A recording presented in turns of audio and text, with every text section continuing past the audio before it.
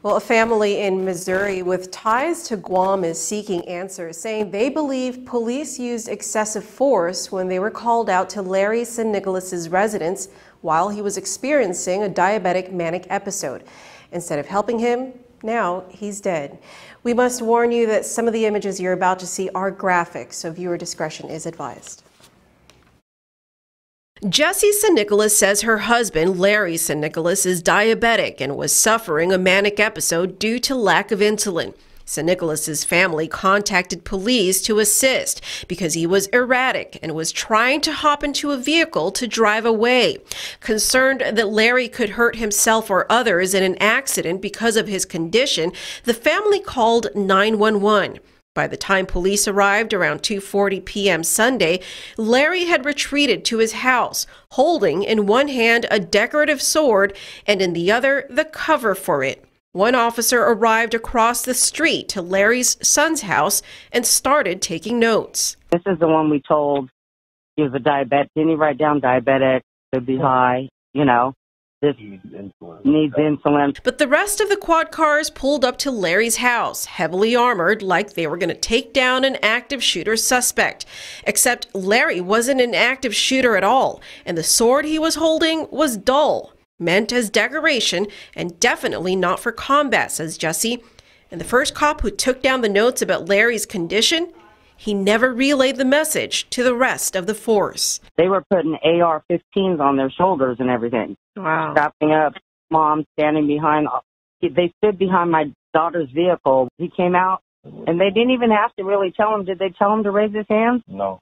They didn't even have to tell him to put his hands up, I don't think. But he walked with his hands upward the whole way. Jessie says the officers shot Larry with beanbags at first, which can be seen in the video recorded by neighbors.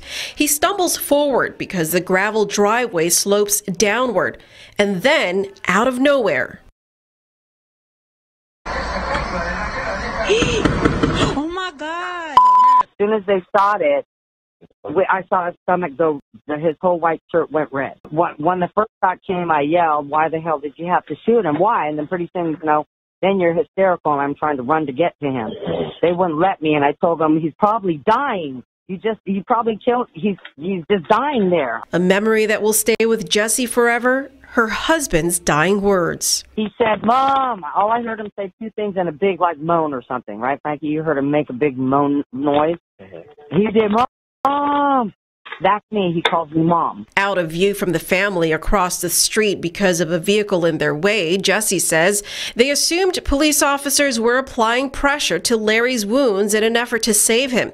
It turns out, after seeing corroborating video, the officers never touched him. They weren't holding pressure on him. When they told me they had to contain and take care of your husband and it's a crime scene, I assumed they were holding pressure on where they shot him in the gut. To make matters worse, Jessie says they weren't allowed to leave to follow Larry to the hospital until the scene was quote-unquote cleared. In fact, the first ambulance that arrived on scene was not used to immediately transport the shooting victim to the hospital. They put the officer in the ambulance before your husband. Yeah.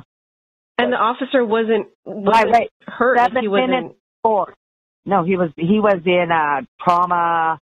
He was just traumatized, emotionally. Yeah, it took 7 more minutes for another ambulance to come get my husband without sirens. Distraught and occupied with concern for their loved one at the hospital that evening, Jessie says they weren't able to pay attention to any of the media reports, which by then had spread like wildfire.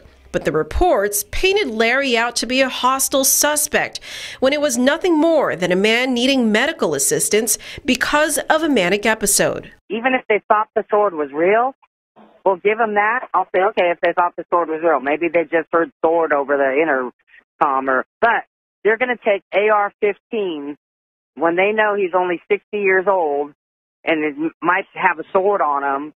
But they're going to line up there and take AR-15s to the house? All this, a scene America is becoming all too familiar with, police using unnecessary, excessive force in a situation that could be better handled using less lethal means, unfolded in front of the family, including Larry's young grandchildren, who Jesse says are now undergoing counseling to deal with the trauma of seeing their grandfather get violently shot by police. We lost our rock, because he held us all together. He was the chef in the house. Everybody today we had the barbecue, and my son was crying because he usually does the barbecuing. And now the St. Nicholas family is reeling from the loss of a great father, husband, and grandfather. He would give the shirt off his back to anybody he knew if they needed it. He'd help anybody. If they called him up and needed help, he would stop and do what he's doing and get out there and do it.